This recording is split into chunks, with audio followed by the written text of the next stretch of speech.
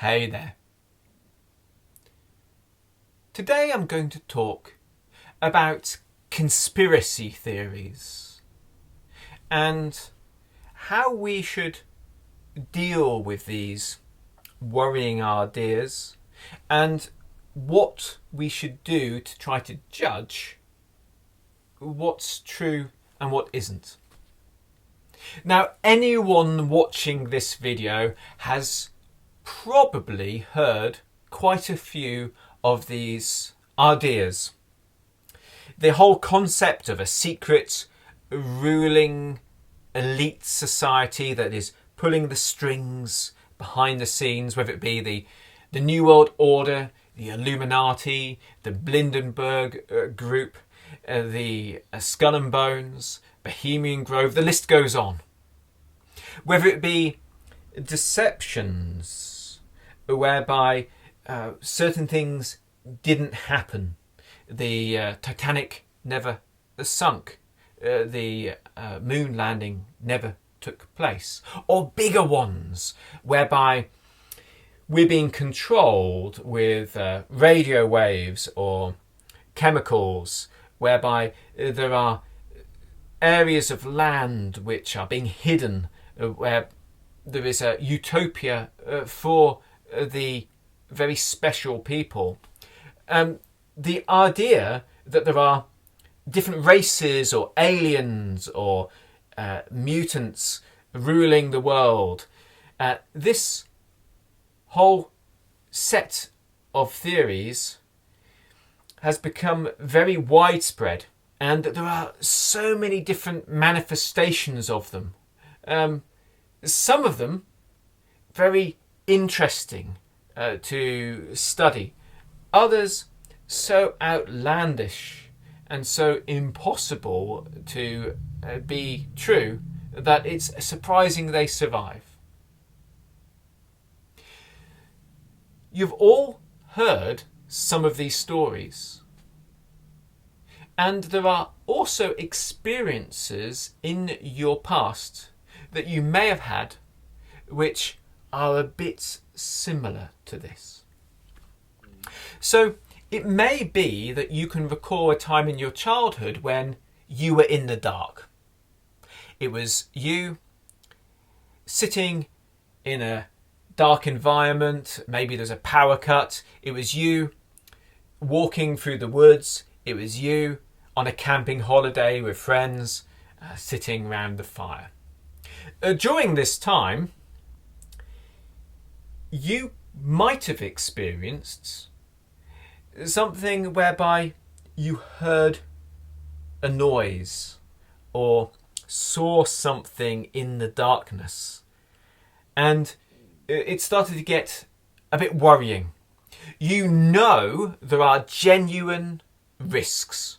It could be people, it could be a wild animal, it could be something in the darkness that you don't want to stand on or fall down or trip over.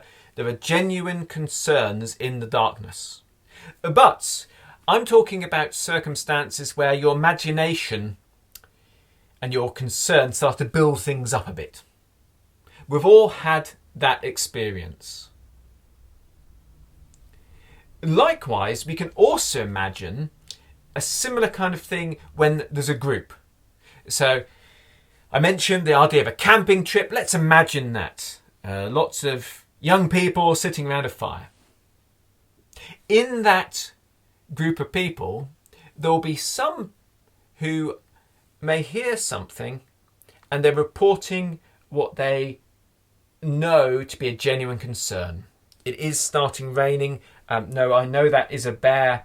That's definitely a noise that isn't normal. There are some that could, in certain circumstances, be identifying something true. There are also people who are concerned and their imagination's playing tricks on them. They're worried. We've all had an experience where we're so worried about something that our mind makes it look like it's true. We've hung up our dressing gown and gone to bed, and we wake up in the night, it's there like a figure in the room, and we forget for a second that it's our dressing gown and we scream. We hear a noise. It's the wind blowing through the keyhole. It sounds like someone calling our name. You follow it, and when you hear the proper noise, you know it's not true. We've had these circumstances where our minds play tricks on us. So there's people around that fire that might have that. There are also people who are telling stories. And these stories may be reflections of genuine things that have happened. They could involve real risk. But they can also be tales they're just making up to scare the people around the fireplace and to entertain them. They could be stories they've heard which were designed to be scary, or they do have some kind of fact or information hidden in there, but they've been built up to be more scary. We have the people who want to listen to this. They want to be scared next to the fire. There's other people who don't want to be scared, but actually what they're hearing is so worrying, so compelling that they just can't. They keep thinking, I'm going to go back to my tent to go to sleep, but they're a bit trapped by it. So we've got all these things happening, a miasma of different concerns, risks, theories, stories happening. Well, guess what? In adult life, the internet and the media, that's the fire. So we're all around there hearing these tales. And the same characters are there. There are people who genuinely believe what they're saying and they think it's informative to help people, and what they say may or may not be true. Because there are some who don't have very high standards for truth. Some that connect with what they hear so much, it's so scary that it becomes fact to them. It goes past their rational mind and hits their heart. It's so emotive. There are others that like the social status, the reward, the finance that comes with telling these exciting stories to people. There are those who are repeating half-truths and confused ideas about things. We've got this whole gambit. In there are some things that may be genuine identifications of risk. Now, using this analogy, we can see some important things. First and foremost, if there is some course of action that we should take in the darkness, if we think there is something concerning, it's to look for the light. So back in that time when you were at home and you got worried and you thought there was someone in the room, you turned the light on. In the circumstance around the fire, you think there's a noise, you could shine a torch on it. Yes, there could be some people very skilled and their eyes have adapted that could have a look, but with a fire there, maybe not the best strategy. Looking for the light. So our best route in all these circumstances is to pay attention to the positives. Instead of being focused on what bad things people might be doing, focus for what good things you could be doing. The light should be your focus. The next thing is, in those circumstances, we do tend to look for people we trust. You can imagine a young girl hearing a story which is scaring her, and she looks to that and says, is this true? Look to people that you trust. Look to authorities that you believe know what's going on. Everyone has seen some post about some terrible thing going on, a picture or something, which has got this scary scene, and then they've looked into it and it's a still from a film or art exhibition and the story's all made up. People do tell scary stories for the sake of scary stories. You do need to look for an authoritative and genuine answer to things. We also know that most of the things we need to be concerned about are immediate. So if someone is telling a long-winded story around that fire, which involves a backstory and everything, yes, there could be something in there, but it's more likely that if someone says, I hear a bear, we should respond. distant concerns about something that might have happened years ago that could have an echo, or something that's happening somewhere else or something, are not as important as there is an immediate thing you should be concerned about. So, looking at things with a level head and using Occam's razor to cut things down to the base statement. What is it that you are saying? Then we can look at the evidence. And do look for the evidence. The truth is that humans are not very good at working together or keeping secrets. If we look at the history of most societies that have a secret ritual, it takes about 25 to 50 years for that to be completely revealed to the public. If you look at most groups, they tend to survive a few generations until there's a schism or something that changes their course. In the British Army, they have a saying, they say, cock up before conundrum. Don't attribute anything to malice that you could attribute to stupidity.